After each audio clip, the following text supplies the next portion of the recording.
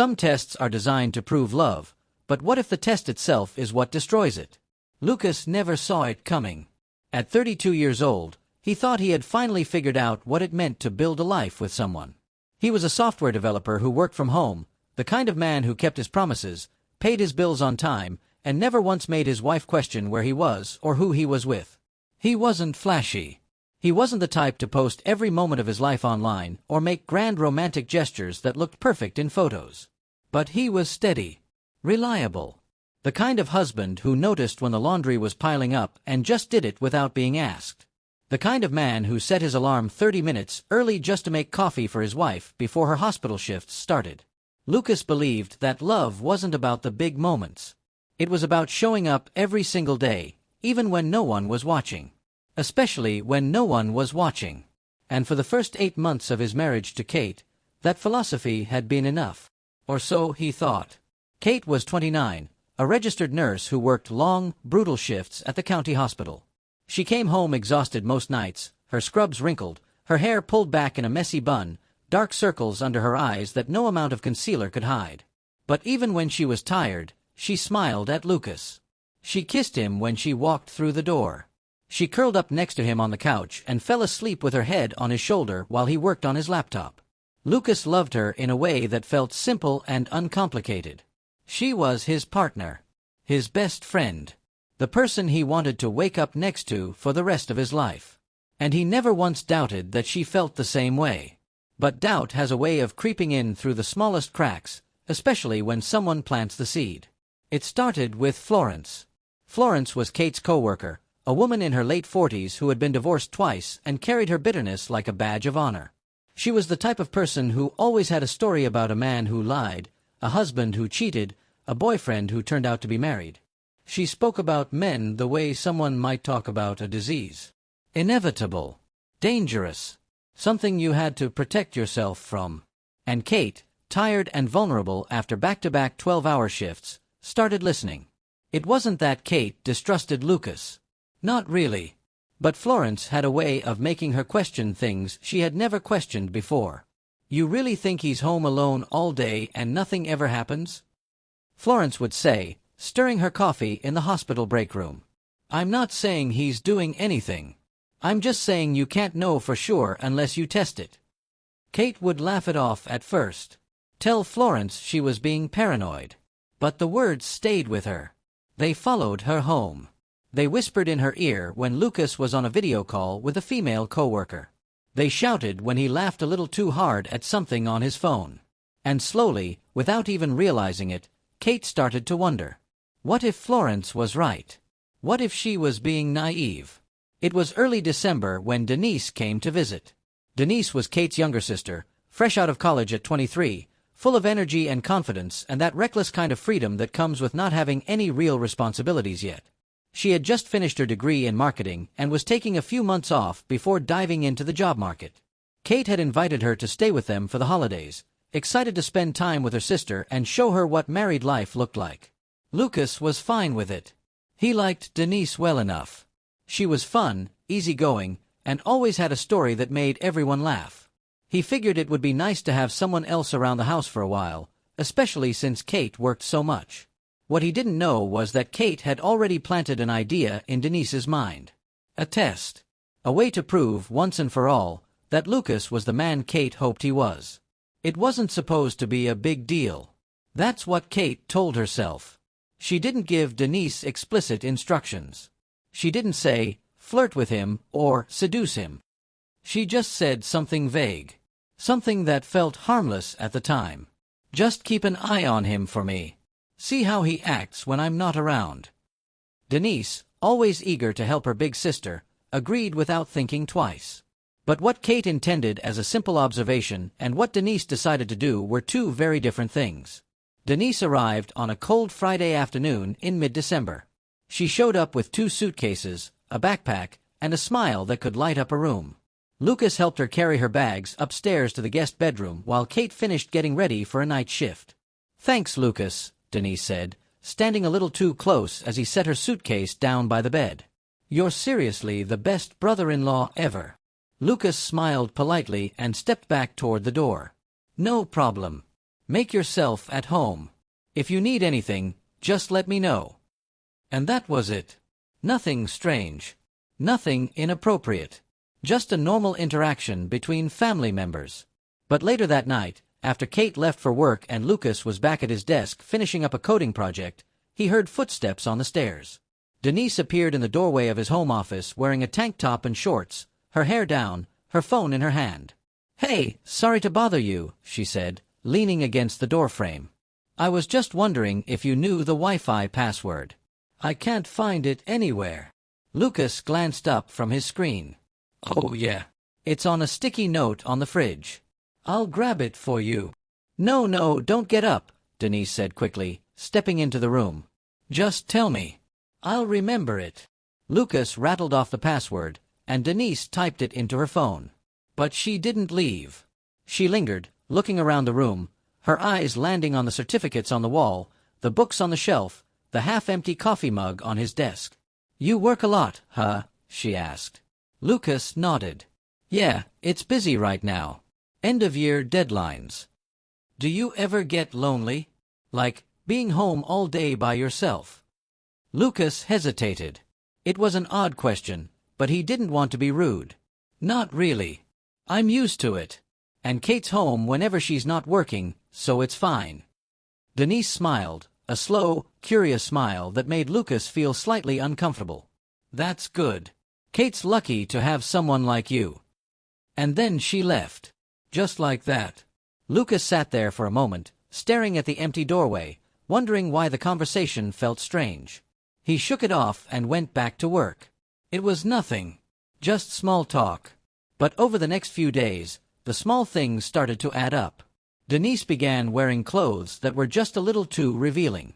Low-cut tops. Shorts that barely covered anything. She'd walk around the house in a towel after a shower, claiming she forgot to grab her clothes from the dryer. She'd sit next to Lucas on the couch, close enough that their legs touched, and laugh at everything he said, even when it wasn't funny. She'd ask him for help with things she clearly didn't need help with. Opening a jar. Reaching something on a high shelf. Fixing a setting on her laptop. And every time, Lucas would help, but he'd do it quickly, keeping his distance, trying not to make it weird. He told himself she was just young. Just friendly. Just comfortable because they were family. But deep down, he knew something was off. He could feel it.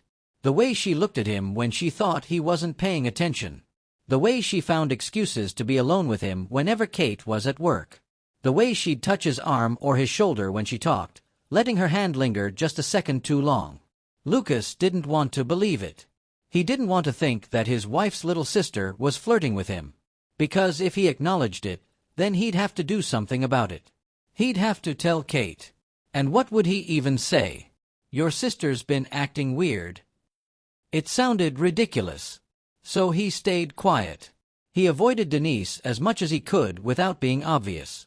He spent more time in his office with the door closed. He made excuses to run errands whenever Kate wasn't home. He tried to convince himself that if he just ignored it, it would stop. But it didn't stop. One evening, about a week into Denise's visit, Lucas was in the kitchen making dinner. Kate was working another overnight shift, and Denise had said she was going to watch a movie in the living room. Lucas was chopping vegetables, headphones in, listening to a podcast, when he felt someone behind him. He turned around, and there was Denise, standing less than a foot away, wearing a thin robe that was barely tied. "Sorry," she said, not moving. "I was just grabbing some water." Lucas stepped aside, giving her space to get to the fridge. But instead of just getting her water and leaving, Denise leaned against the counter, watching him. "You cook a lot, don't you?" she asked. Kate's lucky. Most guys our age can barely make toast. Lucas kept his eyes on the cutting board. "I like cooking. It helps me relax." "You're really different from the guys I've dated," Denise continued. "They were all so immature. You actually have your life together." Lucas didn't respond. He just kept chopping, hoping she'd take the hint and leave. But Denise didn't leave. She moved closer, close enough that Lucas could smell her shampoo. "Can I ask you something?" she said softly. Lucas set down the knife and finally looked at her. "Sure." Do you ever wonder what it would be like if you'd met someone different? Like, before you got married? The question hit Lucas like a punch to the stomach. He stared at Denise, his mind racing, trying to figure out what she was really asking. Trying to figure out if this was what he thought it was. "No," he said firmly. "I don't." Denise's smile faltered for just a second, but then it came back, brighter than before. "That's really sweet," she said. And then she walked away, leaving Lucas standing there, heart pounding, completely unsure of what had just happened. That night, Lucas lay in bed alone, staring at the ceiling, replaying the conversation in his head. He should tell Kate. He knew he should. But how? What would he even say? And what if he was wrong? What if Denise was just being friendly and he was reading too much into it? He didn't want to cause problems between Kate and her sister. He didn't want to ruin the holidays. So once again, he stayed quiet. And the test continued. Over the next several days, Denise pushed further. She accidentally walked in on Lucas while he was changing. She asked him to help her pick out an outfit, standing in front of him in her underwear like it was the most natural thing in the world.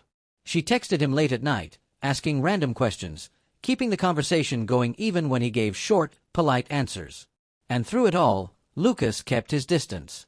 He never flirted back. He never gave her any reason to think he was interested. He was polite, respectful, and careful. Because that's who he was. A man who kept his promises. A man who loved his wife. But what Lucas didn't know was that every moment of his resistance, every time he walked away, every time he stayed loyal, was being reported back to Kate. And the person watching him the most closely wasn't just testing him. She was falling for him. Christmas came and went. Denise finally packed her bags and left on a cold morning in late December. She hugged Kate tightly at the door, whispering something Lucas couldn't hear. Then she turned to Lucas and hugged him too, holding on just a little too long, her face pressed against his chest. "Thanks for letting me stay," she said softly. "You're a really good guy, Lucas." And then she was gone. Lucas stood in the doorway, watching her car disappear down the street, and for the first time in 2 weeks, he felt like he could breathe again. He thought it was over. He thought he'd passed whatever weird test the universe had thrown at him. He thought everything could go back to normal. But 3 days later, Kate fell asleep on the couch after a long shift, her phone buzzing on the coffee table next to her. Lucas glanced at the screen. Just to see if it was important. Just to see if he needed to wake her. And that's when he saw the message from Florence. So, did he pass the test? Lucas stared at those 6 words, his blood turning to ice. And in that moment, he understood. The 2 weeks of hell. The constant discomfort. The way Denise had acted. It was all planned. All orchestrated. His wife had tested him. And suddenly, everything he thought he knew about his marriage shattered into 1,000 pieces. The man who had stayed loyal, who had resisted every temptation, who had done everything right, now had to face the hardest question of all. Does passing a test mean anything if the person you love didn't trust you enough to skip it in the first place?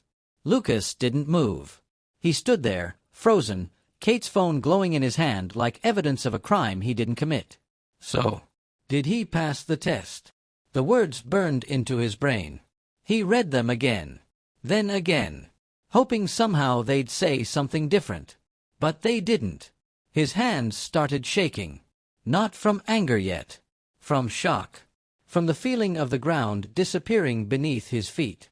He looked at Kate sleeping on the couch, her face peaceful, her chest rising and falling with each breath. The woman he'd promised his life to. The woman he'd been loyal to every single second of every single day. And she had tested him. Like he was some kind of experiment. Like his faithfulness needed proof. Lucas's thumb moved almost on its own, scrolling up through the messages. And that's when the full picture came into view. Florence's voice, sharp and bitter, echoing through the screen. "No man is loyal until he's tested. Don't be naive like I was." Kate's response, uncertain but desperate. "I don't know, Florence. I trust him, but what if I'm being stupid?" Florence again, pushing harder. "Just have Denise keep an eye on him. See how he acts when you're not there. Better to know now than after you waste more years." And then Kate's message to Denise. Short. Vague. But unmistakable. Can you just watch him while you're staying with us? See if he's really as loyal as I think he is. I need to know I'm not being blind. Lucas felt something crack inside his chest. Not his heart. Something deeper. His sense of who Kate was. Who they were together. Everything he thought was solid suddenly felt like it had been built on sand. He kept scrolling. Denise's messages back to Kate. Casual and confident. Don't worry, sis. I got you. I'll see what kind of man he really is. And then, over the next 2 weeks, her updates. But here's where it got worse. Because Denise wasn't reporting what actually happened. She was exaggerating. Making it sound like Lucas engaged with her flirtations when he hadn't. Making it seem like he noticed her, paid attention to her, when the truth was he'd been avoiding her like the plague. He definitely looked today when I wore that black top. Lucas never looked. He helped me with my laptop and we talked for like 20 minutes. They talked for 5, and Lucas had kept the door wide open the entire time. Denise had twisted every interaction, every moment, into something that sounded suspicious. And Kate had believed it. How do you fight a battle you didn't even know you were in? Lucas set the phone down carefully, like it might explode. He walked to the window and stared out at the dark street, his reflection ghostly in the glass. Behind him, Kate stirred on the couch. She sat up slowly, rubbing her eyes, still half asleep. "Lucas," she mumbled. "What time is it?" He didn't turn around. "Late," he said quietly.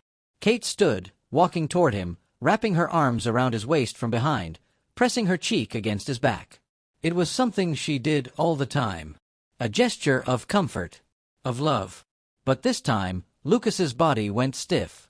Kate felt it immediately. She pulled back. "What's wrong?" Lucas turned to face her, and the look in his eyes made her blood run cold. "Did I pass?" he asked. Kate blinked, confused. "What?" "The test," Lucas said, his voice hollow. "Florence's text asked if I passed. So did I." The color drained from Kate's face. Her mouth opened, but no sound came out. Lucas watched her panic set in, watched her realize what he'd seen, and something inside him wanted to scream. But he didn't. He just waited. "Lucas, Kate's voice cracked. "I can explain." "Explain what?" Lucas asked. "Explain that you didn't trust me? Explain that you had your sister spy on me? Explain that for 2 weeks I felt uncomfortable in my own home, and it was because my wife set me up." "I didn't set you up," Kate said, tears already streaming down her face. I was scared. Florence kept saying things, and I got inside my own head, and I just needed to know." "Know what?" Lucas's voice rose for the first time. "Know if I'd cheat. Know if I'd betray you. After everything we've been through. After 8 months of me showing you every single day that you're the only person I want." Kate reached for him, but Lucas stepped back. That small movement, that single step backward, shattered her more than any words could. "I'm sorry," she sobbed. "I'm so sorry. I never meant for it to go this far. I just told Denise to watch you, to see how you acted. I didn't tell her to." "To what?" Lucas interrupted. "To wear barely anything around the house? To walk in on me changing? To flirt with me constantly?" Kate's eyes went wide. She didn't tell me she did all that." Lucas laughed, but there was no humor in it. "No. She told you I engaged with her. Made it sound like I was interested. Read the messages, Kate. Your sister lied to you. She made every innocent moment sound suspicious. And you believed her." Kate grabbed her phone with shaking hands and scrolled through the messages. As she read, her face went from shock to horror to something like rage. But Lucas didn't care about her anger at Denise. "Not right now. I trusted you," Lucas said quietly, and those 4 words held more pain than anything else he'd said. "I thought we were building something. I thought you knew who I was. But you treated me like a suspect. Like someone who needed to be monitored." Kate dropped her phone and buried her face in her hands, her whole body shaking with sobs. "I was wrong. I know I was wrong. But Lucas, please, you have to understand. I work with Florence every day and she filled my head with so much fear. I wasn't thinking clearly. I didn't want to believe you'd ever hurt me, but I got so scared of being blindsided that you blindsided me instead," Lucas finished. The silence that followed was deafening. Lucas walked past Kate, heading toward the stairs. "Where are you going?" Kate asked desperately. "To sleep in the guest room," Lucas said without turning around. "I can't be near you right now." That night marked the beginning of the end of something. Not necessarily the marriage, but the innocence of it. The ease. The assumption that love was enough. Lucas lay in the guest bed, staring at the ceiling, and realized something terrible. Even though he'd done nothing wrong, he felt guilty. Guilty for not telling Kate about Denise earlier. Guilty for not being enough to make Kate feel secure. Guilty for not somehow preventing this. Meanwhile, Kate sat alone in their bedroom, her phone in her hands, typing and deleting a message to Florence over and over. Because part of her wanted to scream at Florence for planting this poison. But another part of her knew the truth. Florence didn't force her to do anything. Kate made the choice. And now she had to live with the consequences. Can you ever really come back from doubting someone who never gave you a reason to doubt them? Over the next few days, the house felt like a graveyard. Lucas and Kate moved around each other like ghosts. Polite, careful, distant. They spoke when necessary, but the conversations were short and empty. "Do you need anything from the store?" "No, I'm fine. I'll be working late tonight." "Okay." Neither of them knew how to fix it. Neither of them was even sure it could be fixed. And 300 miles away, in her small apartment, Denise sat alone with a secret that was eating her alive. Because somewhere during those 2 weeks of testing Lucas, something unexpected happened. She started to admire him. His discipline. His loyalty. His quiet strength. And admiration turned into something more dangerous. Something she'd never admit to anyone. She'd developed feelings for the one man she was supposed to be testing. And now she hated herself for it. Can you love someone and still not know how to forgive them? That was the question Lucas found himself asking as the days turned into weeks and the silence between him and Kate grew heavier. They were still living in the same house, still technically married, still going through the motions of a life together. But something fundamental had shifted.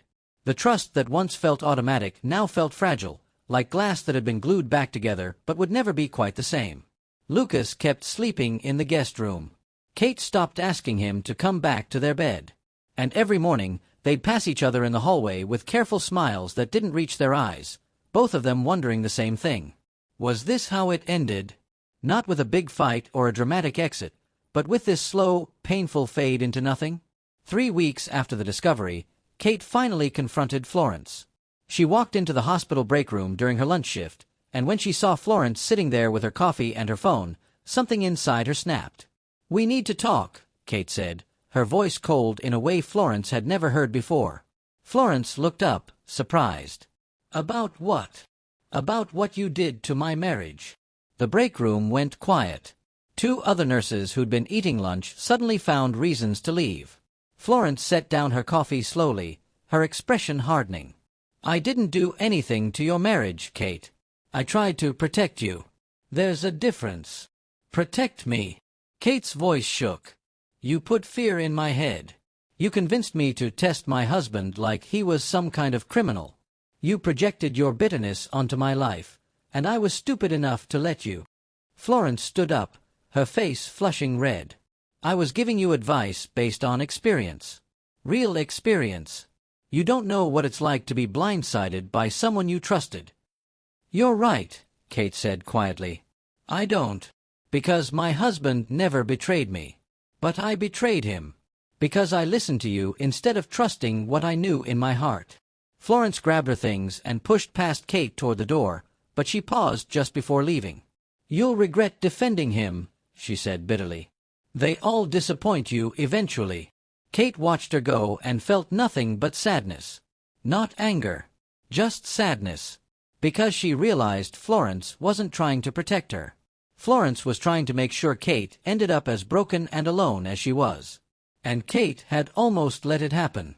That evening, Kate came home early. She found Lucas sitting at the kitchen table with his laptop, working on a project, his coffee mug empty beside him. He looked tired. More tired than she'd ever seen him. "Can we talk?" Kate asked softly. Lucas closed his laptop and nodded, but he didn't say anything. Kate sat down across from him, her hands folded on the table, her eyes red from crying she'd done in the car on the way home. "I confronted Florence today," she began.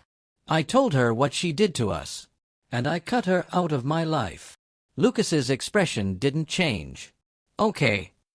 I also need you to know something," Kate continued, her voice trembling. "Denise lied. About a lot of things. She made it sound like you were interested in her when you weren't. She exaggerated everything. And I believed her because I was already so deep in my own fear that I couldn't see clearly." Lucas looked down at his hands. "I know. I'm sorry," Kate whispered. "I'm so sorry, Lucas. I didn't trust you when you'd never given me a reason not to. I let someone else's pain poison what we had. And I don't know how to fix it." For a long moment, Lucas said nothing. Then he looked up at her, and his eyes were filled with something Kate couldn't quite name. Not anger. Not love. Something in between. "I don't know if you can fix it," he said honestly. "I want to forgive you. Part of me already has. But there's another part of me that feels like I don't even know who you are anymore." Kate's tears fell freely now. "I'm the same person I've always been. I just made a terrible mistake." "But the mistake showed me something," Lucas said gently. "It showed me that you don't feel secure with me. And I don't know how to make you feel secure if being faithful isn't enough." Those words hung in the air between them like smoke. Kate wanted to argue, to tell him he was wrong, to promise she'd never doubt him again. But she couldn't. Because Lucas was right. Her insecurity wasn't about him. It was about her. And that was something she needed to face on her own. "I'm going to find a therapist," Kate said finally. "I need to work through this. Whatever fear I'm carrying, it's not fair to put it on you." Lucas nodded slowly. "That's good. I think that's really good. Does that mean you'll stay?" Kate asked, her voice barely a whisper. Lucas hesitated. And in that hesitation, Kate saw the truth. He didn't know. "I'm not leaving," Lucas said carefully. "But I don't know what we look like right now. I don't know if we're okay or if we're just here." Kate wiped her tears and nodded. It wasn't the answer she wanted, but it was honest. And maybe honesty was the only thing they had left. Miles away, Denise sat in her apartment with her journal open on her lap. She'd been writing in it every night since she left Lucas and Kate's house, trying to untangle the mess of emotions inside her. She wrote about the test. About how far she'd gone. About how she'd lied to Kate. But most of all, she wrote about Lucas.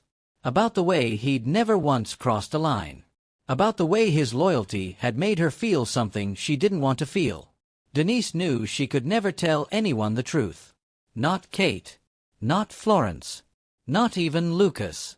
Because some secrets were too heavy to share. Some truths would only cause more damage. So she made herself a promise. She would stay away. She would work on herself. She would let Lucas and Kate figure out their marriage without her shadow hanging over it. And she would carry her feelings in silence, the way people do when they care about someone they can never have.